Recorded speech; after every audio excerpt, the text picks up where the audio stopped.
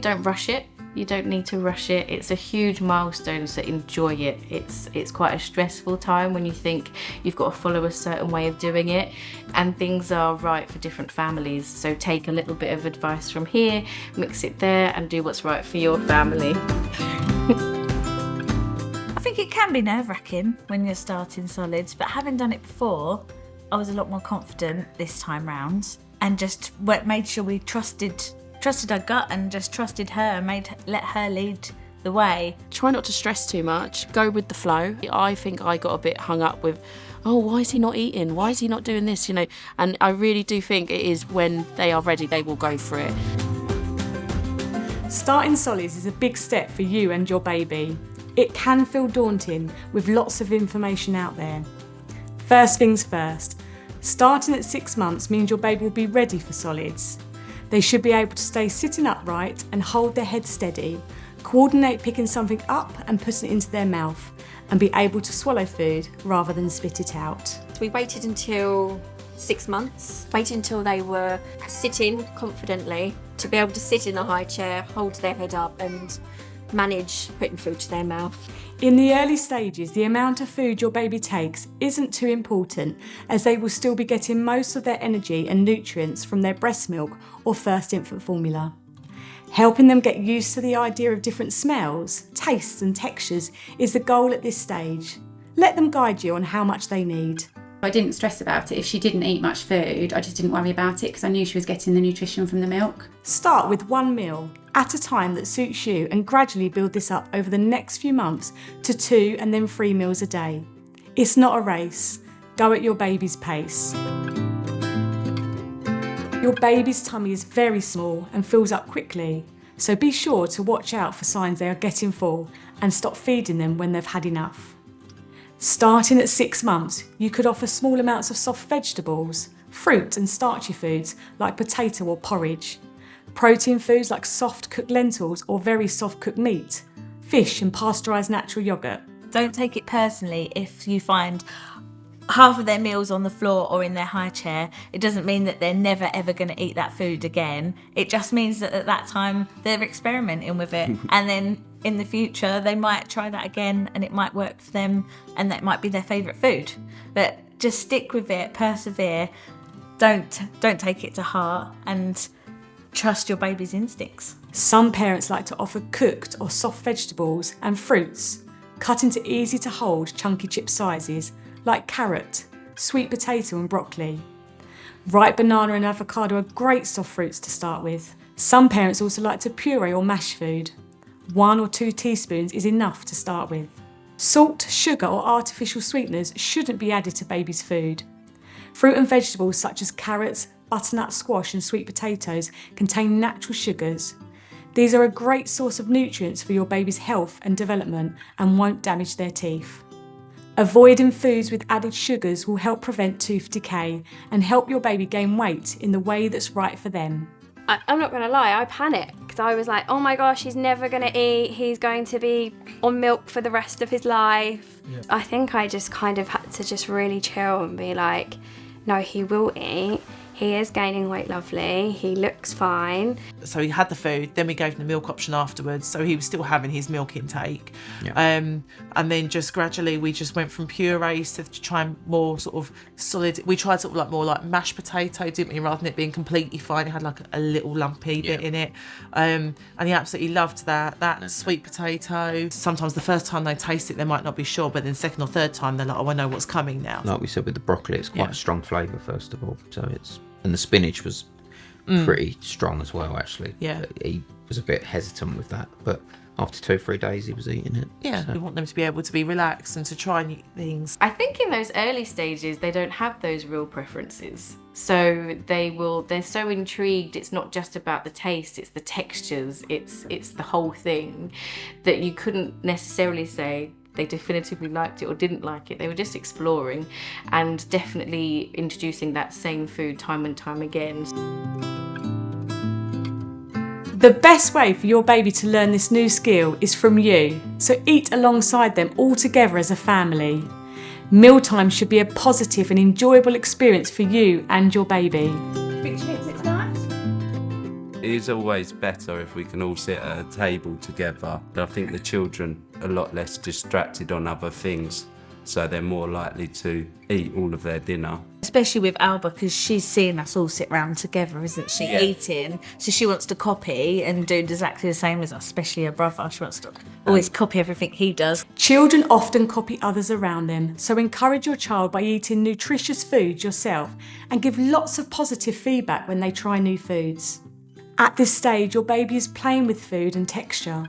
This is really good for their development. Encourage your child to feed themselves as soon as they are able. This will help them develop their independence and fine motor skills, and to eat the amount that is right for them. Talking to your baby during mealtimes also really helps them develop their language skills. It did give him a bit of independence as well, as he could hold like say soft fruit or a boiled sweet potato in hand. I just cool it down, give him so he can mash it, he can have it, he can have a play of it. So it's building his independence as well, and same time making sure that he's having his food and he's having feel of the textures. So it did feel good actually.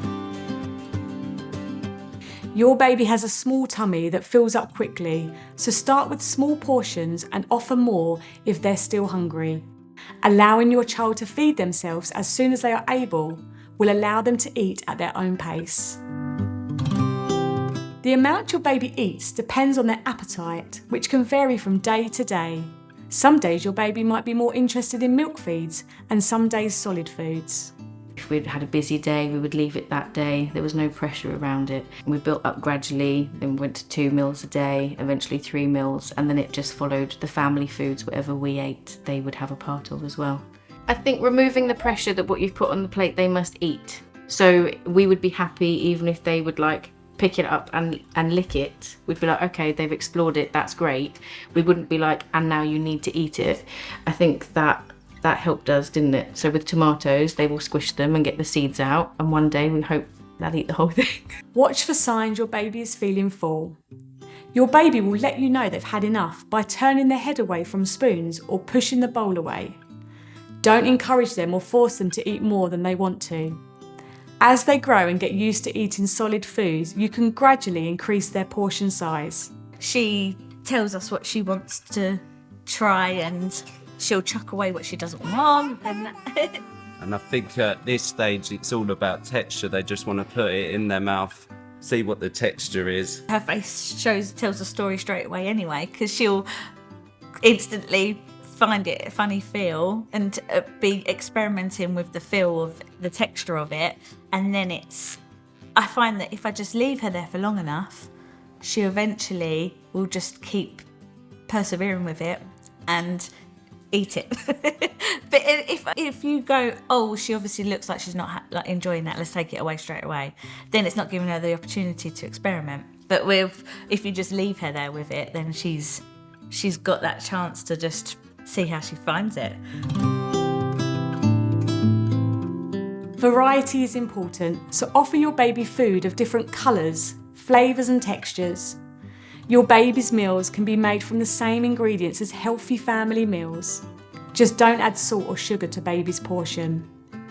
You don't need special baby food, which is expensive and is often less nutritious than home-cooked food. He did adopt it well, slowly, because he could see his sister is having the same thing, we are having the same thing, so he was quite encouraged that I want to have it too. Having food along with him has really helped him to build all those habits, and so that he's not thinking he's having something different to us. He hasn't ever really had separate foods to us. We sit down at the table and he has foods that we have. So like, for example, a chili con carne, we'll make a chili and we have obviously a spicy one and then he has a non-spicy one. Ready-made meals and highly processed foods often contain added sugar and salt, so best avoided. Very rarely, honey may have a bacteria that can produce toxins in a baby's intestines, leading to a very serious illness called infant botulism. Don't give your child honey until they're over 1. Honey is a sugar, so avoiding it will also prevent tooth decay. Introduce foods that could trigger an allergic reaction one at a time and in very small amounts. These foods include eggs, nuts and seeds, soya, fish including shellfish and wheat.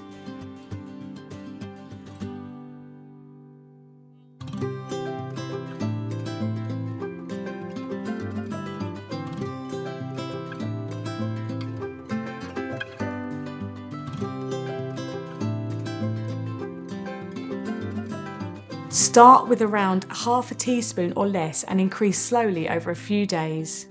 If all goes well and you don't notice any reactions, you can continue to give your baby these foods regularly as part of their usual diet.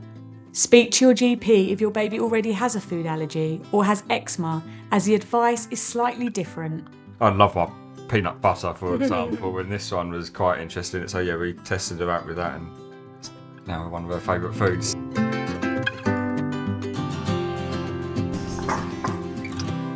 Gagging is a normal reflex as your baby learns how much food they can chew and swallow at one time.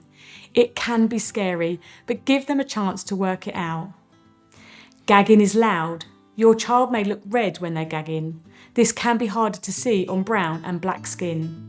With our first child, Jackson, we were so nervous about him choking. This time round, we're just making sure that we're trusting her more and letting her figure out that she can bring that back up. Although it's scary to see and it can be quite worrying to see her gagging, as long as she's figuring it out, she'll know what the right thing to do is, and eventually she'll bring it up. I just knew to focus on them, to know the risks and to know what to look out for.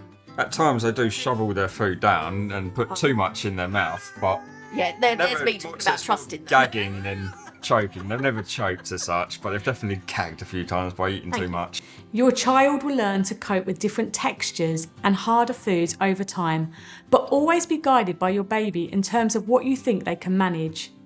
Until then, make sure your baby is upright in their high chair, minimise distractions and stay with them during the mealtime in case they choke.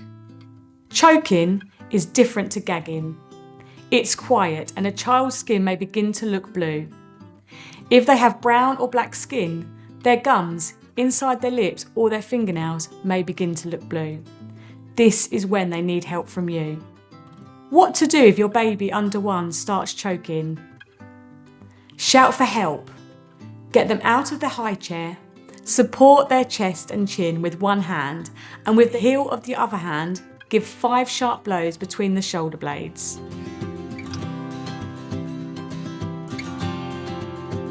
Choking can happen with any foods, but firm foods, bones and small round foods are particularly risky. Think about the size, shape and texture of food.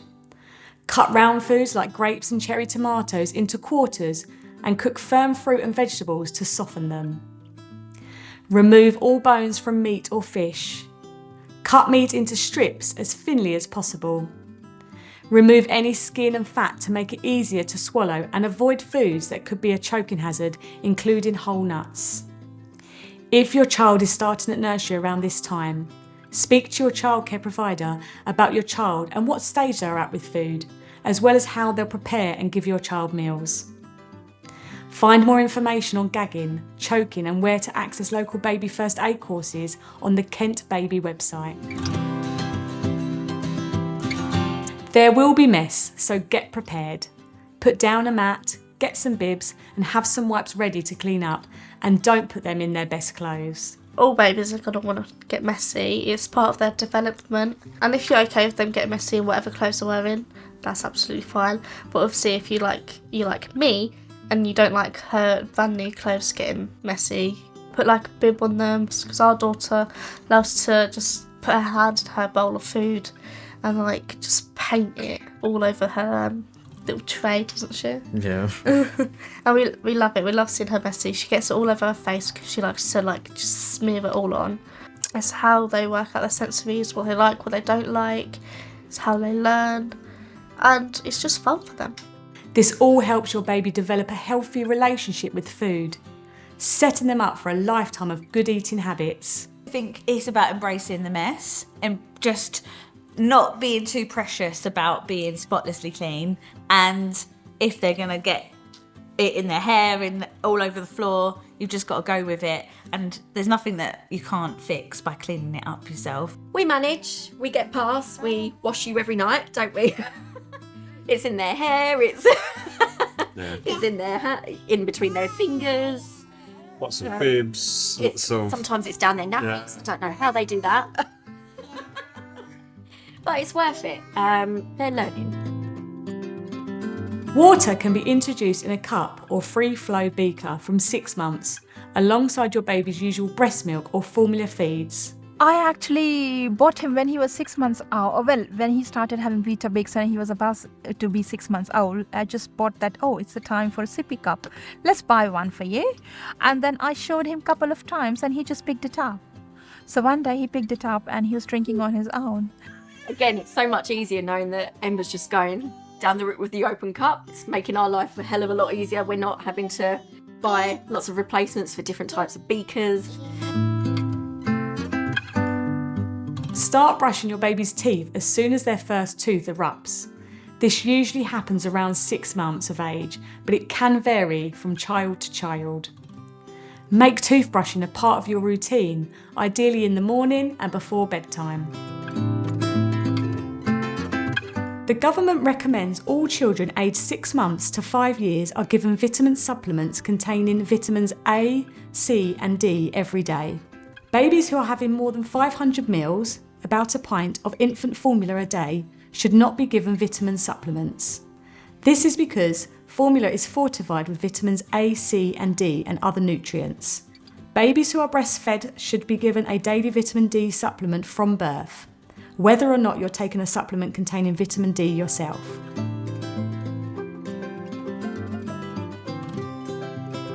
If you are on certain benefits and are pregnant or have children under the age of 4, you can access the Healthy Start programme.